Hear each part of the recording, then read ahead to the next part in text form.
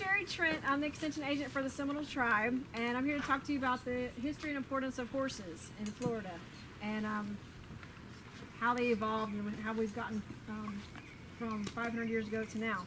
So 500 years ago, how did we get horses here? Spaniards. Yes.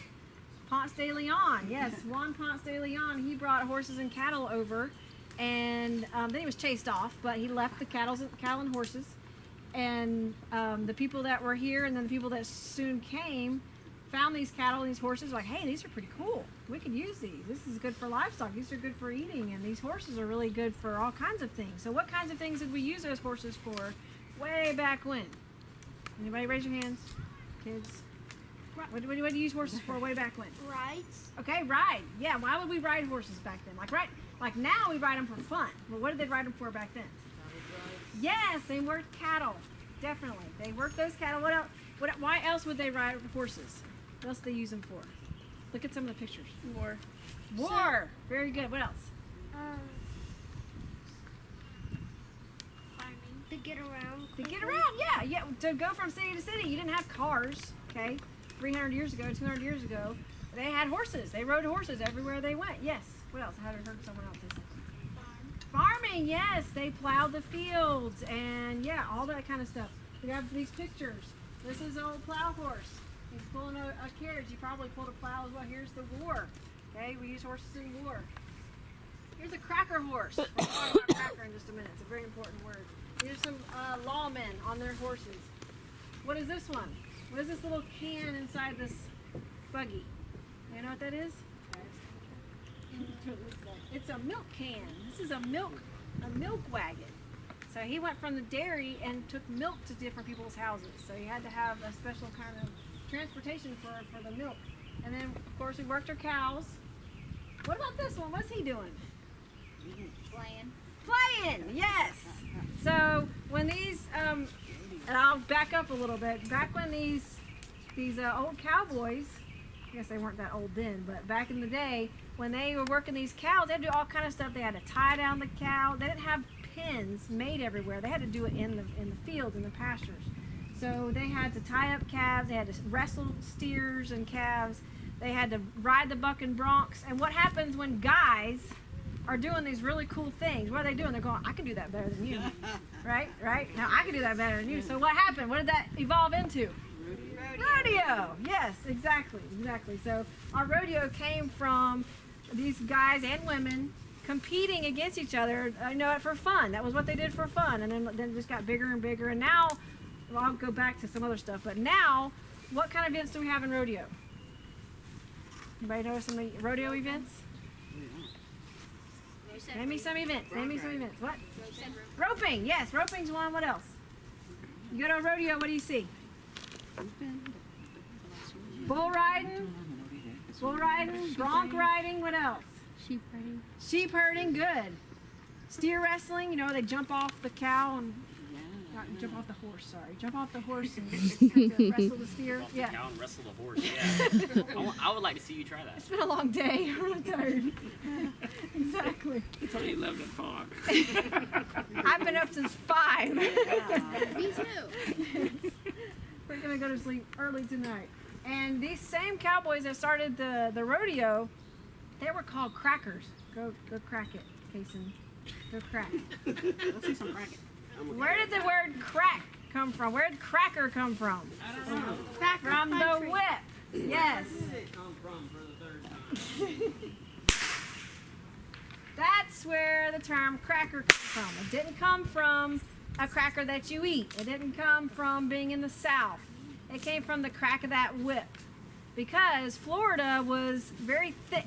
It was mostly woods, and so these cowboys moving their cattle through the woods, they had to get them out of the woods. Okay, and that's how they herded them. They used that crack of that whip. Now, did he hit anything to make that sound? Did he hit a cow? Did he hit a horse? Did he hit the ground? Did he hit a tree? No. Okay, the sound is made by the change in direction of that whip, and you're going to try it in just a minute. But your whip goes one direction, and then you turn it the other direction, and when it turns, it cracks. It makes that pop. Okay, so that's where the term cracker comes from. Anybody ever calls you a cracker, say thank you. I appreciate that. I am a cracker. I'm a Florida cracker. Okay, and you're gonna get to try a crack whip, and then you can really say you're a cracker. Okay, that's what they did, and they still do today. You see cowboys out in, in the pastures, they have a whip on their saddle because that's how they used to move the cows, is they crack that whip. And they also use it for communication. How could you use that for communication? It's a good way to get somebody's attention. Yeah.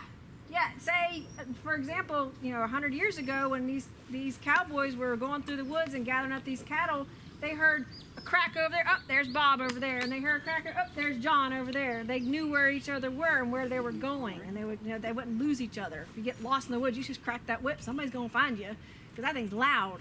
So lots of different uses for that whip. The Florida crackers use the whip to move cattle and communicate with the cowboys, and the whip never strikes an animal. So just so you know, don't let anybody think that the whip is hurting anybody. It's not. It makes the sound all by itself. It's only when you accidentally hit yourself. You might hurt yourself, yeah, when you're trying to crack it. That does hurt. But, and the competitions, like I said, between the cowboys evolved into our modern day rodeo. Lots of events in the rodeo. And lots of other things that came from horses. What kind of things do we use horses for today? Like we have the rodeo. Okay, what else? What? Entertainment. Yeah, entertainment. Yeah, definitely. For fun. Most of us that have horses, we don't use them for work. We don't get paid anything for them. We just have them because we love them, because we're stupid. And they suck all of our money out of us. But we love them for some reason. I don't think you have horses. I do. They suck the money out of me. What else do we use them for? See these other pictures? Everybody ever been to a horse race? Horse race? That's a big deal. The breeding, the raising, training, and then of course the racing and the betting. Horse racing is huge. And speaking of horse racing, look at what that horse racer guy, if you can see it right here. Look at his saddle. Does that look like that? No. That looks more like this. It's an English type saddle. It's very, very small. These are English type. If you've ever seen English saddles or anything like that. So Western saddles, y'all get off for a second so they can see. We'll fluster a little. Those are Western saddles. What's the difference between that and this? Heavier. Yes, definitely heavier. Bigger, it's heavy. This one's not real super heavy, but they can get very, very heavy. What else? What does this one have that this one doesn't? It doesn't have the bottom layer, the flat part. It doesn't have this extra. It just has a place for your butt. There's no extra anything. Yeah. What else? To have a horn. Yes, very good. Thank you. The horn. This is called a horn of a saddle. Real important. It's useful for roping because that's how you tie off to, where you hold your rope, and you hold on to when you don't, so you don't fall off. Well, this one, if you grab the horn, you're falling. You're gone. English is very different. It's used for jumping. Look at this picture. This is me when I was in high school. And see how far you have to lean over to jump? When you jump a horse, you go with the horse. You have to lean over. What would happen if you were sitting on that? Yeah. This horn will go right in your stomach. So a English saddle is made differently for a reason. It's lighter. When you're jumping, you want the saddle to be lightweight so you can go higher, farther. Okay, you want it to be nice and light, and you want to be able to move. A Western saddle, it kind of keeps you in there for a good reason. What else can you use a Western saddle for? Barrels.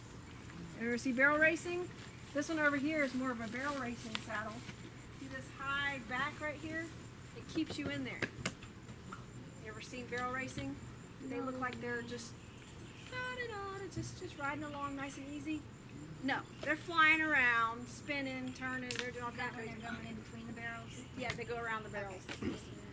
So this keeps them in. This one is lower. This is actually a cutting saddle, but we're going to use it for roping as well. It's lower, and that's for when you rope a calf, and then you jump off to tie it up, so your leg swings over. It's not in the way for your leg to swing. So two different kinds of Western saddles, and this is actually just a little jumping saddle, but I just want to show you the different kinds of Western and the English saddles, just so you know what there is. This is used for jumping, racing, dressage. Anybody ever heard of dressage? It's a real fancy, pretty way of riding. This is definitely not a dressage saddle, but it's a type of English saddle. There's lots of different stuff. So nowadays, most of our stuff we use horses for is just for pleasure. We don't really use them for work. Unless you're a cowboy and you use that horse for working cows, most of the people that have horses don't. They just use them for pleasure. Any questions about any of this? Ready to see some horses? Y'all bring the horses? We've got two very calm horses for you to look at and pet. And look at parts of the horse, that kind of stuff. This, now I put the stupid fowl in the way, but this horse right here, this black horse, he's there, and there. That's him. Just really old. He's retired, but he used to be a roping horse. And he's over 30 now. He's very, very calm. His name is Buddy, and he's been on our family about 20 years. He's in great condition for that age. Wow. He does really well. I keep my horses forever. My mare that this one, actually, this is the one I have. Her name is Star. I showed her in high school and college and on up. She just died 2 years ago. She was 32 years old. So we keep them. Good life. Ever. Yes. Good life. Wasn't Skippy like 34? Yeah, Skippy was 34. Yeah. Wow. It's like the what do you call it? The old folks' home in the house. Smashing home. So this is Buddy, and I just want to go over some parts of a horse that are different from other animals. This is their nose. It's where they breathe. They don't really breathe through their mouth. They breathe through their nose. And like this, they get really angry. would you stop? Yeah, because they can't breathe. That's Darlin. That's our mini. She's just a useless pasture ornament, but she's cute and fun and pet her.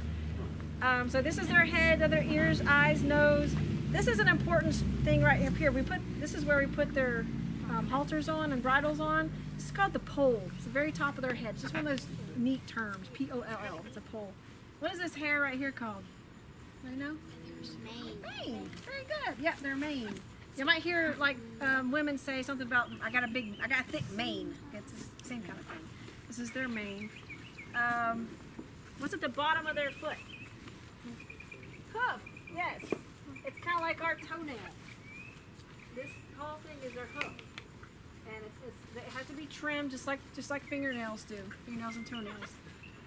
The back. This is where their the saddle goes. This is their withers. If you ever see a height of a horse, this is where it's measured to the top of its withers. Like Buddy's probably about Like 15 right? I don't think so. I'm 15 hands. I'm 5 foot tall. He's probably 14.3. Yeah, he might be 15 hands. This is their rump and tail. Poor Buddy does not. If you look at those pictures, he's never had a tail. It's one of those things. Some horses have these beautiful tails. Not Buddy. He has a thing. And this is Darlin. She's a paint. You ever heard of a paint horse? And she's a paint pony, a mini. And she's just here to pet. I mean, we can sit on her, but we don't ride her. She just is a yard ornament that just eats grass and feed. So. And if y'all want to come up here and y'all can pet both of them. They're very calm. They're very nice. Just don't walk up to their butt. That's never a good habit, but they will never hurt you. Just walk up to them. You can walk up to them. You can come up to Buddy too. You want to come up? Just come on. This is where we're going to start moving around. You're going to rope and you're going to crack a whip. Don't touch the horses. He's so warm. That's what you do. He's so warm. He's like my dog. Yeah. It's hot outside. Yeah. Will he kick me? He will not. No. That's why I'm standing here. Most horses, it's not a good idea to stand behind him, but he just never. He's like a statue. Friendly. Oh my god. Oh my god. Get it. Oh, no. I hit myself one time. I said. Now. He can All right. Good job, buddy. Thank you. Yeah, you did the first time.